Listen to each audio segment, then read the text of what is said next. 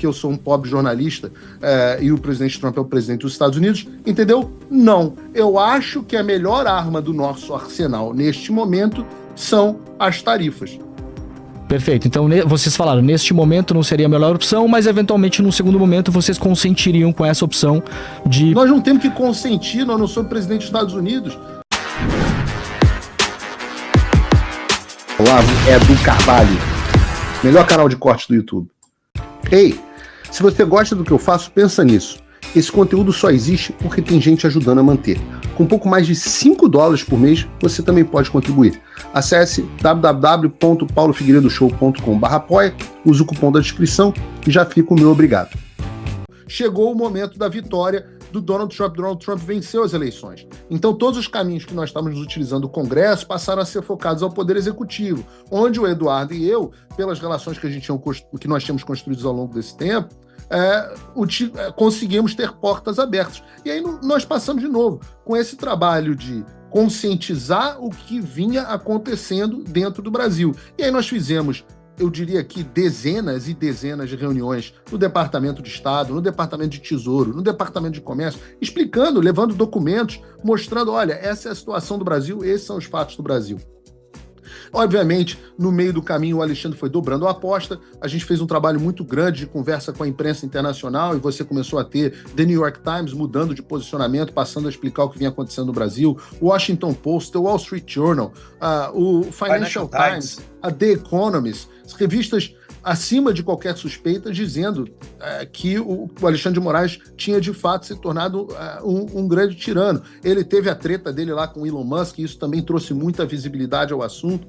Isso foi sendo construído, até que nós chegamos num momento onde as violações de direitos humanos se tornaram flagrantes, as violações do Alexandre, da soberania americana, atacando empresas e indivíduos residentes e cidadãos americanos se tornou flagrante, e o que se chama de corrupção, aqui nos Estados Unidos isso é visto como corrupção, que é a utilização do seu poder, da sua posição com um benefício político próprio e do grupo político que ele representa. A gente pode falar do benefício político próprio, porque em breve eu creio que a família do Alexandre de Moraes também sofrerá outras consequências dessas ações, justamente por questão dos benefícios próprios da corrupção que isso enseja.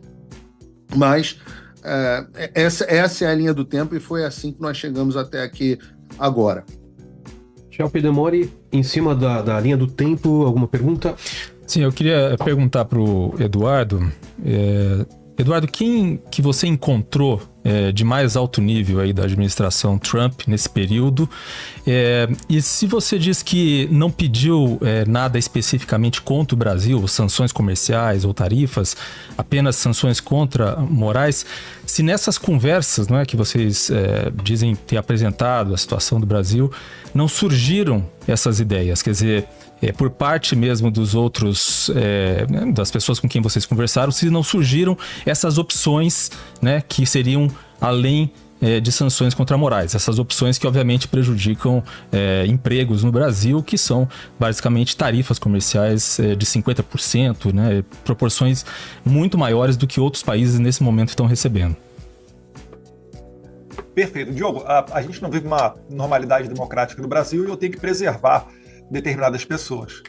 Acredito que os principais agentes são desconhecidos da imprensa, né? Os que certamente, né, falam e se expressam mais publicamente com relação a isso, eu destacaria aqui o Jason Miller, né? Eu acho que a gente deve um muito obrigado a ele em ter conseguido atrair a atenção do presidente Trump para aquilo que está acontecendo no Brasil, e desde o começo a nossa ideia foi sancionar o Alexandre de Moraes, né? E depois, caso isso daí não surtisse efeito, seguir adiante em todas as demais autoridades que dão suporte para esse regime, porque o Alexandre de Moraes ele não age sozinho, ele age com o amparo de outras autoridades brasileiras. Quais seriam as outras? Trump... Quais seriam as outras? Desculpa, Eduardo. Quais seriam, já só para não perder aqui o fio da meada, quais seriam as outras autoridades que poderiam ser sancionadas após o Moraes?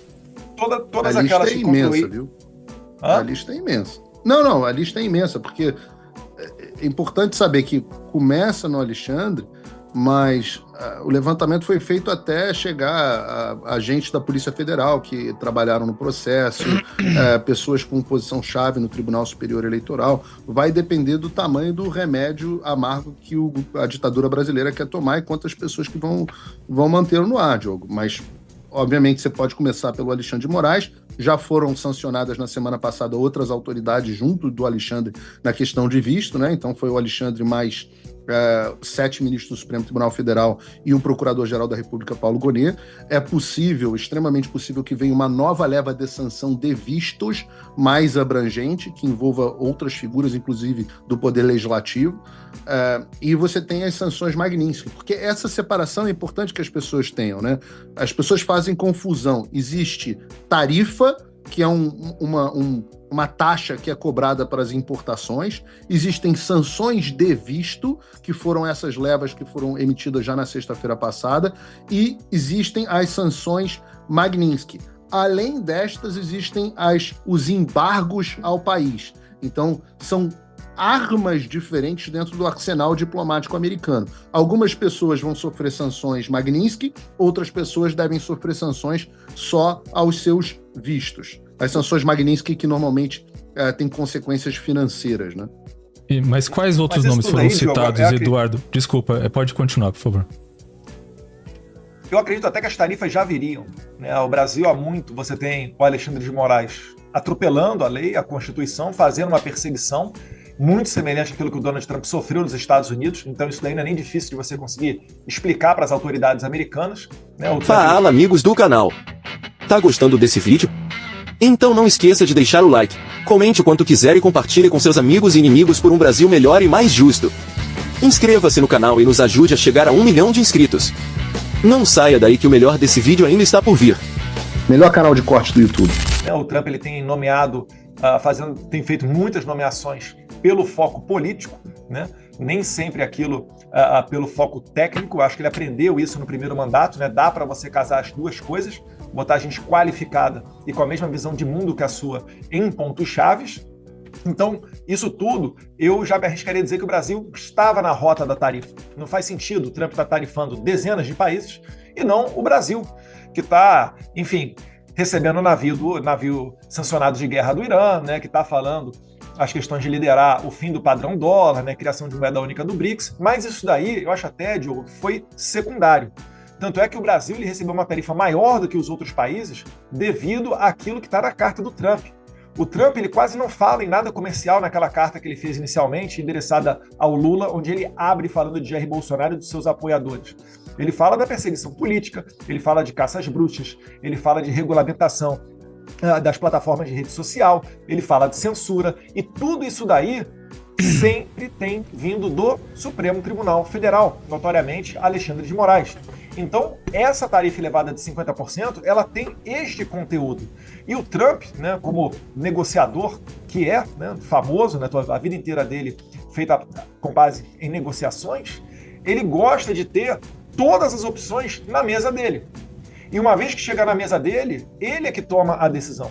Então, é óbvio, né, que eu não gostaria que nós estivéssemos passando por um momento desse. Mas o Brasil, não somente aos olhos do Trump, mas aos olhos do mundo, você pode ver, né, o diretor-geral da OTAN falando em possíveis sanções de 100%, porque o Brasil tem comprado produtos da Rússia e sustentado a guerra contra a Ucrânia. Você pode ver que isso daí não é algo exclusivo do Trump, não é algo exclusivo para Jair Bolsonaro. É uma situação que o Brasil está atravessando, onde a gente está chegando muito perto de ser visto pelo mundo como um país igual ao da Venezuela.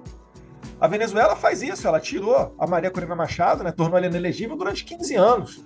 Lá eles colocam, né, opositores na cadeia. Lá não há o devido processo legal. Lá de quem vai protestar na rua contra o Maduro está tomando de 10 a 15 anos de prisão. Mesma coisa em Cuba. Né? Na Nicarágua, pior ainda. Né? Os 7 concorrentes do ditador Daniel Ortega foram presos. Daqui a pouco o Jair Bolsonaro vai ser preso. E aí, como é que vocês acham que a gente vai chegar em 2026 para uma eleição onde o líder da oposição está preso e não há qualquer nexo dele com as acusações? Então, fica notório toda essa perseguição. E o Trump está fazendo pressão nesse sentido. Então é importantíssimo que nós saibamos que existe uma crise institucional antes da questão comercial nesse ponto das tarifas. Deputado, só para Esse deixar, ponto é muito só para deixar importante. claro, Paulo, só para eu emendar a pergunta aqui para a gente não perder o fio, por gentileza, deputado, só para deixar claro, então, vocês, pelo que eu entendi, não pediram em momento nenhum sanções comerciais contra o Brasil, é isso? Vocês não pediram isso? Era para ser o último recurso de um longo processo. Então, Perfeito. Então foi apresentado. Vocês apresentaram essa opção. Nós não apresentamos essa opção. Mas essa opção faz parte Mas o último recurso de quem? Se vocês falaram que organizaram uma lista de autoridades e tal, então posso imaginar do que... arsenal diplomático americano. Isso, mas vocês pleitearam isso? Isso é importante. Paulo, só para entender se sim ou não, porque para eu encaminhar a pergunta corretamente, se vocês, em algum momento numa conversa que vocês tiveram com alguém, vocês chegaram a citar, olha, se nada der certo, temos essa opção de tarifas. Vocês chegaram... Nós não precisamos... Não precisamos fazer isso, porque os americanos então vocês apresentaram essa opção antes de todo mundo. Então vocês sabiam que essa era uma sabiam que viria. possibilidade. Pois é, sabiam que viria. Quando vocês pediram sanções para o Brasil... Vocês deveriam saber também. Não, mas vocês nas reuniões que vocês fizeram fechadas, às quais nós não tivemos acesso, nessas reuniões essa opção foi apresentada, vocês sabiam que isso poderia vir e consentiram com isso, ou em algum momento vocês falaram, não, isso não nos interessa, penalizar o entregador do iFood, a moça que cola gel na unha, o rapaz lá que trabalha na padaria, vocês fizeram algum ponto contrário a isso, falar, olha, não é por aí, a gente tem que ir pra cima do que vocês consideram as pessoas que estão atacando a liberdade no Brasil, que seria o Alexandre de Moraes, o Gonê, o Zanin, enfim. Quando essa opção foi apresentada, vocês falaram alguma coisa, não falaram nada, consentiram, porque o deputado Eduardo Bolsonaro comemorou as sanções quando elas saíram. Vocês já sabiam delas, pelo que você está me falando, Paulo, de reuniões fechadas que vocês fizeram nos Estados Unidos. Quando vocês souberam que essa opção estava na mesa, qual foi a reação de vocês? Esse é você que está dizendo. O que eu vou dizer é o seguinte: dentro das reuniões, todo o arsenal da diplomacia americana é conhecido por nós. Deveria ser conhecido por vocês também. Eu acompanho o que os Estados Unidos, por exemplo, fizeram na Colômbia no início do ano com o governo Petro, onde eles também aplicaram tarifas. Isso é conhecido. Tem outras medidas, inclusive, que podem vir aí, que se vocês estudarem, o caso da Colômbia é um caso icônico, mas o caso da Venezuela é outro, ou da Nicarágua é outro, você vai ver isso que o deputado Eduardo Bolsonaro estava dizendo muito bem, o que é o arsenal da diplomacia americana. Os americanos utilizam um negócio chamado DIME, né? DIME é porque toda a ação dos Estados Unidos funciona na parte da diplomacia, da inteligência, da parte militar e da parte econômica. Por isso que eles chamam de doutrina DIME. A ação dos americanos no globo sempre funciona debaixo desse guarda-chuva do DIME. Se você for analisar dentro do DIME, você vai ver que o uso de tarifas é uma arma constante dos Estados Unidos. Respondendo, eu imagino que sim, a sua pergunta, quando essa opção foi discutida com o deputado Eduardo Bolsonaro e nós demos a nossa opinião, que é o que nós podemos dar. Nós podemos apresentar fatos e dar a nossa opinião. Nós não determinamos qual era a opinião sobre tarifas? Americano faça. Na nossa opinião, esta medida não era a melhor medida a ser aplicada nesse momento. Nós advogamos na direção de sanções direcionadas aos agentes principais da ditadura. Essa era a nossa opinião.